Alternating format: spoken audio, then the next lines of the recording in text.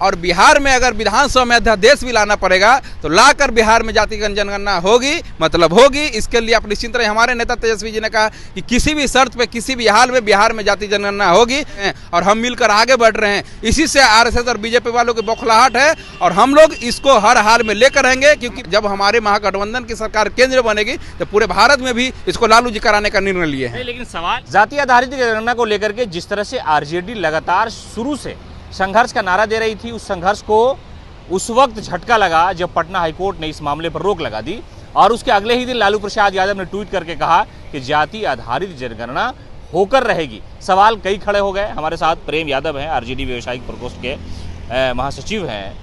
ये जो हंगामा हुआ उसमें कुछ लोगों ने जश्न मनाया कि आपकी नाकामी में उनकी कामयाबी थी। आप तो नाकाम हो गए ना। नहीं, हम नाकाम कहाँ हुए। वो सत्य को परेशान किया जा सकता है, पराजित नहीं किया जा सकता है।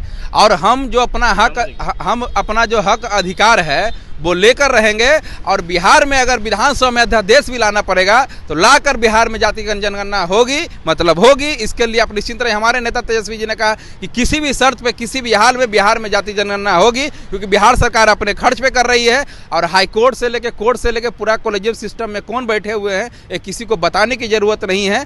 तो हमारे आदरणीय लालू जी ने भी 90 से लेकर संघर्ष किया और आज तक हमारे सामाजिक लोगों को सामाजिक न्याय दिलाने के कारण आज भी उनको जेल खटना पड़ रहा है। सीबीआई तंग कर रही है, ईडी तंग कर रही है, पूरे भारत में बस एक परिवार को तंग कर रही है। क्योंकि हमारे आदरणीय लालू जी ने बाघ और बकरी को एक घाट पे पानी पिलाने का काम किया। इसी कारण आज भी उनको बीजेपी के द्वारा, आरएसएस के द्वारा, जो भी उनके तोते हैं उनके द्वारा हमारे नेता को तंग किया जा रहा है। लेकिन अब दौर बदल चुका है। उस समय हमारे सिस्टम में दलित पिछड़े लोगों के पास एजुकेशन की कमी थी। आज हमारे लोग हक अधिकार को जान चुके हैं। बाबा साहब के अधिकार जो लिख के दिए संविधान में, उस अधिकारों को लोग करीब करीब जान गए हैं। जो नहीं जान रहे हैं वो भी जानने की कोशिश कर रहे हैं और हम मिलकर आगे बढ़ रहे हैं। इसी से आरएसएस और बीजेपी वालों की बौखलाहट है और हम लोग इसको हर हाल में लेकर रहेंगे, क्योंकि बीजेपी और आरएसएस को ये डर सता रहा था कि अगर कल ये अपनी भागीदारी जान जाएगा, अपनी हिस्सेदारी जान जाएगा तो एक हक अधिकार हम नहीं भी देंगे तो छीन के लेगा और पूरे भारत में इसको लेकर माहौल चेंज हो रहा है। आज बिहार में ही नहीं, यूपी में भी जाति जनगणना की मांग चालू हुई और इसके सूत्रधार मात्र एक हैं तो हमारे आदरणीय लालू जी। और ये पूरे भारत में होगी। जब हमारे महागठबंधन की सरकार केंद्र बनेगी तो पूरे भारत में भी इसको लालू जी कराने का निर्णय लिए हैं। लेकिन सवाल ये है कि यहाँ नाकामी क्यों मिली? जो बात तेजस्वी यादव मीडिया के सामने कह रहे हैं कि हम ये आर्थिक सर्वे करा रहे थे। यही बात आपके जो महाधिवक्ता है, जो स्वर्ण जाति से भी आते हैं, उन पर भी टिप्पणी हो रही है। वो कह ही नहीं पाए कि आर्थिक सर्वेक्षण हो रहा है। वो कह रहे हैं कि जनगणना कर रहे हैं हम। कोर्ट ने कहा कि ऐसे कैसे कर सकते हैं, जो केंद्र के अधिकार में आता है। तो सवाल यह है कि जो आपके महाधिवक्ता हैं उनकी नाकामी की वजह से आप लोगों को मुंह की खानी पड़ रही है। तो हमारे तो जुम्मे 4 दिन सरकार आई हुई है। अगर ऐसा कुछ बात होगा तो हमारे नेता निर्णय लेंगे। तेजस्वी जी और माननीय मुख्यमंत्री नीतीश कुमार जी दोनों इस पर विचार कर रहे होंगे कि आगे क्या करना है। वो तो उनके हक अधिकार का क्षेत्र है, वो निर्णय लेंगे। लेकिन हमारे नेता दलितों पिछड़ों के लिए, जो भी समाज में अंतिम वर्ग के लोग हैं उनके लिए एकदम प्रतिबद्ध हैं और जाति जनगणना होगी, चाहे जिस आधार पे हो, जिस शर्त पे हो। और जो कुछ गलती हुआ होगा हो सके उसको सुधार करके आगे हम लोग इसको एकदम करेंगे और जिसकी जितनी हिस्सेदारी होगी उसको उतनी हिस्सेदारी मिलेगी भी।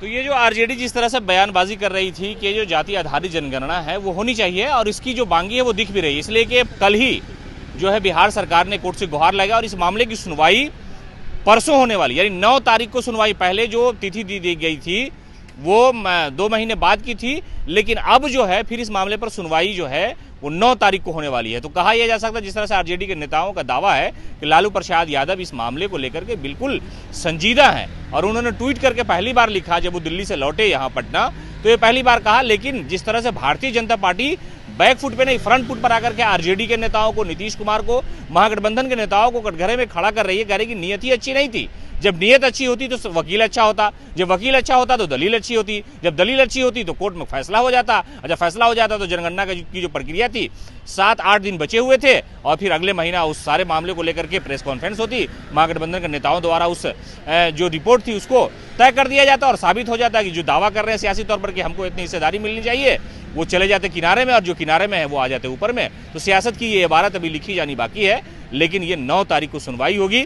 लालू यादव के दावों में, उनके पार्टी के नेताओं में कितनी सच्चाई है ये कोर्ट के फैसले के बाद साबित होगा।